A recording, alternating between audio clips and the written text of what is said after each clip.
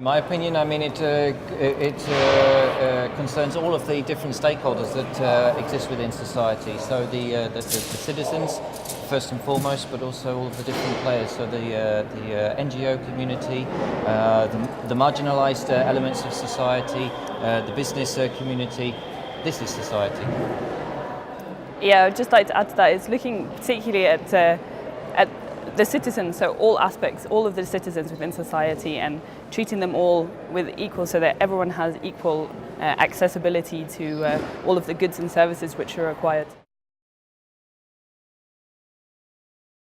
Well, I mean, there are some obvious challenges. 70% of the pollutants are arising from urban transport, and 40% of the greenhouse gas emissions in our urban environments are arising from urban transport. So tackling those challenges have to be the utmost in terms of where we're going. And as the Director General for Mobility and Transport mentioned already, shifting away from conventional fueled vehicles to alternatively fueled vehicles is one of the ways forward, and of course also making sure that the public transport uses these kind of innovative or alternative fuels to reduce that contribution to a burden, let's say, on the environment.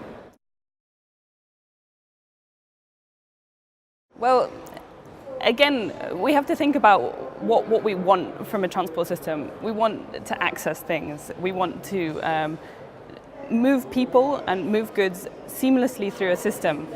We don't want to think about what modes in particular are being used for this, but we have to think about what, it's a means rather than an end in itself in general. So I think that has to be the framework. I don't particularly have a vision, I mean, you do have new technologies coming, so it might look very different in the future, but we have to think really about why we are doing it. We always have to go back to that.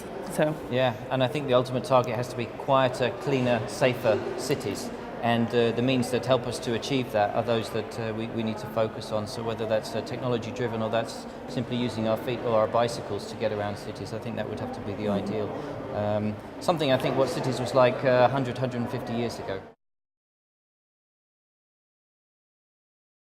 Well, speaking from my point of view as the organiser of the CIVITAS Forum Conference, which is a European conference of cities focused on urban mobility issues, where the ITF differs to that is that it provides a platform for an international community, so it goes beyond the European continent. And I think very much it gives the opportunity to liaise and to interact with representatives of the national governmental level, which is something that, for instance, we don't have so many representatives of within CIVITAS, and that gives it a certain added value. It's the International Transport Forum, obviously. Mm-hmm.